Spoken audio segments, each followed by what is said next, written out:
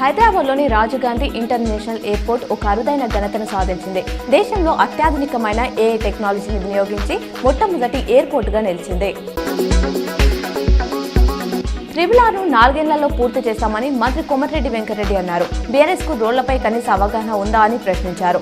ఉప్పల్ ఫ్లైఓవర్ను 6.5 ఏళ్లు అయినా ఎందుకు పూర్తి చేయలేదని బీఆర్ఎస్ ను నిలదీశారు.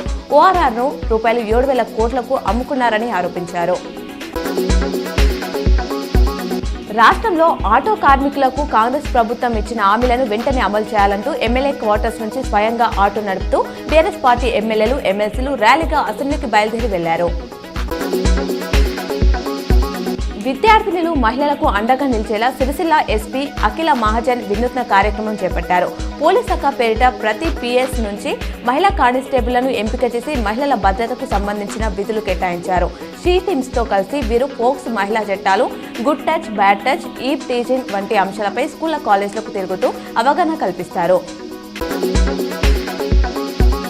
సోషల్ మీడియాలో పోస్టులపై పోలీసులు ప్రత్యేక నిఘా ఉంచారు. అల్లు అర్జున్ అరెస్టు తర్వాత సీఎం రేవంత్ రెడ్డిపై అభ్యంతరకర పోస్టులపై తెలంగాణ పోలీసులు కేసు నమోదు చేశారు.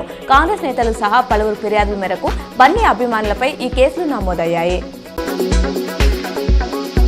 బీఆర్ఎస్ ఎమ్మెల్యేలు కాకి దుస్తులు ధరించి ఆటోలో అసెంబ్లీకి బయలుదేరారు. ఆటో డ్రైవర్ల సమస్యలు తీర్చాలని డిమాండ్ చేస్తూ వారు నిరసన తెలిపారు. కాంగ్రెస్ ప్రభుత్వ ఏడాది పాలనలో 100 మంది ఆటో డ్రైవర్లు ఆత్మహత్య చేసుకున్నారని వారు ఆరోపించారు. రాష్ట్ర ప్రభుత్వం నేడు అసెంబ్లీలో కీలక బిల్లును ప్రవేశపెట్టనుంది.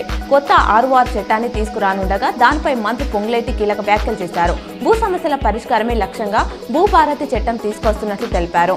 బీఆర్ఎస్ పాలనలో పేదల భూములు దోచుకున్నారని ఆరోపించారు. కొత్త చట్టం అమల్లోకి వచ్చాక ఆ భూములను వెనక్కి తీసుకుంటామన్నారు.